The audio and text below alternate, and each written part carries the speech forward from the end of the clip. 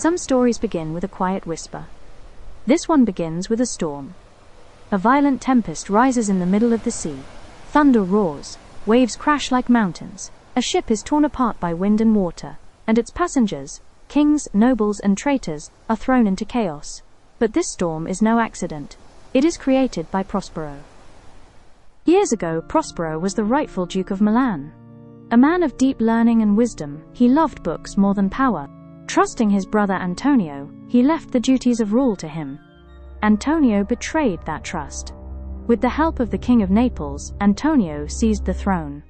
Prospero and his infant daughter Miranda were set adrift at sea, left to die, but fate had other plans. They survived and reached a mysterious island.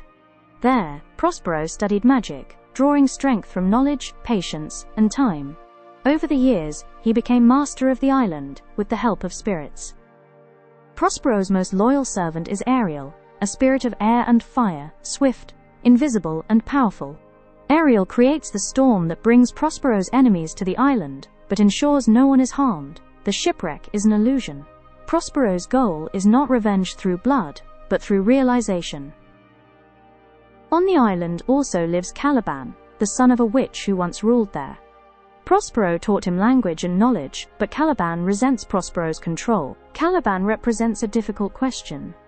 Who truly owns the land? The one who arrives with knowledge, or the one born into it? Through Caliban, Shakespeare quietly raises themes of colonization, domination, and resistance, long before these ideas had names. Meanwhile, Antonio, the same brother who betrayed Prospero, plots once more. Along with Sebastian, he plans to murder the King of Naples and seize another throne. Even after years, power still tempts the same hearts.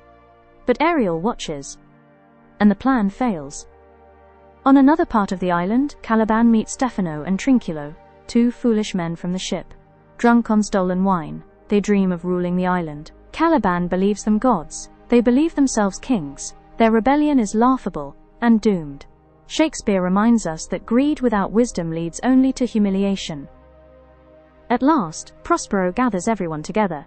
His enemies stand before him, helpless, guilty, and afraid. This is the moment for revenge. But Prospero pauses. He chooses something greater. He forgives them. Antonio is exposed. The king repents.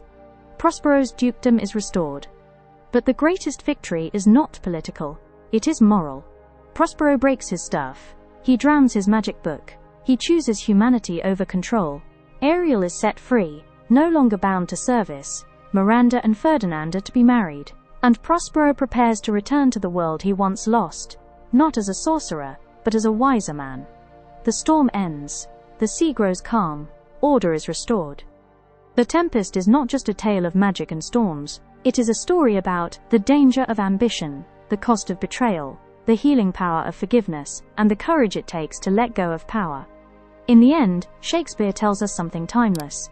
True strength is not in revenge, but in mercy.